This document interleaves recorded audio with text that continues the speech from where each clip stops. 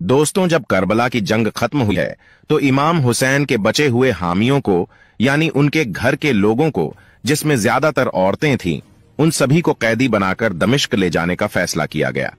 एक तरफ यजीद की फौज थी जो जीत के जश्न में नाच गाना कर रही थी, और दूसरी तरफ गामों से निढाल शहीदों का काफिला था। यह लोग परेशान थे, रो रहे थे और उनके चेहरे पर दर्द था। तारीखी किताबों से पता चलता है कि करबला के मैदान में जिन लोगों को शहीद किया गया, उनके जिस्म 2 या 3 दिन तक करबला के मैदान में ऐसे ही पड़े रहे, उन्हें दफन नहीं किया गया। करबला के मैदान के पास ही बनी असद का कबीले रहता था।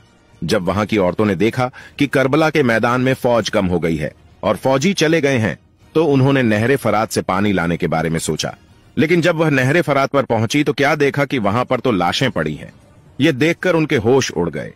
बनी असद की औरतों ने देखा कि शहीदों की लाश करबला के मैदान में पड़ी है। किसी का हाथ कटा है, किसी का सर कटा है, किसी का पैर कटा है। यह देखकर बनी असद की औरतें अपने कबीले में गईं और लोगों को बताया कि करबला के मैदान में यह मंजिर है।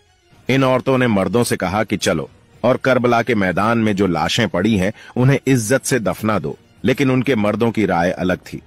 बनी असद कबीले के मर्द अपनी औरतों से बोले, यजीद बहुत जालिम है, यजीद की फौज ने इन लोगों को शहीद किया है।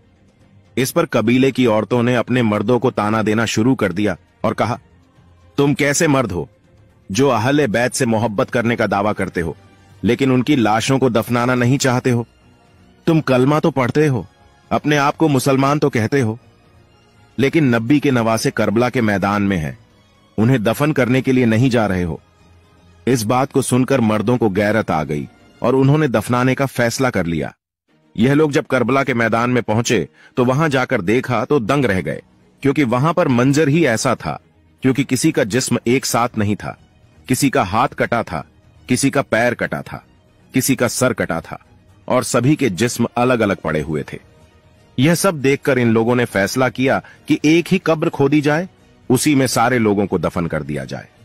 उन्होंने कब्र खोदना शुरू कर दिया है। कब्र खोदने के बाद इस कब्र में इमाम हुसैन के साथ में इमाम अली अकबर और इमाम अली असगर को दफन किया जाता है। उसके अलावा एक दूसरी बड़ी कब्र खोदी जाती है जिसमें तमाम शहीदों को एक साथ में दफन कर दिया जाता है। जिसमें सभी लोगों को दफन किया गया था वह आज भी मौजूद है और उसे गंज शहीदा कहा जाता है। यह तो बात हुई जिस्म को दफन करने की, लेकिन सबसे बड़ा सवाल यह है कि इमाम हुसैन का सर मुबारक को कहां दफन किया गया।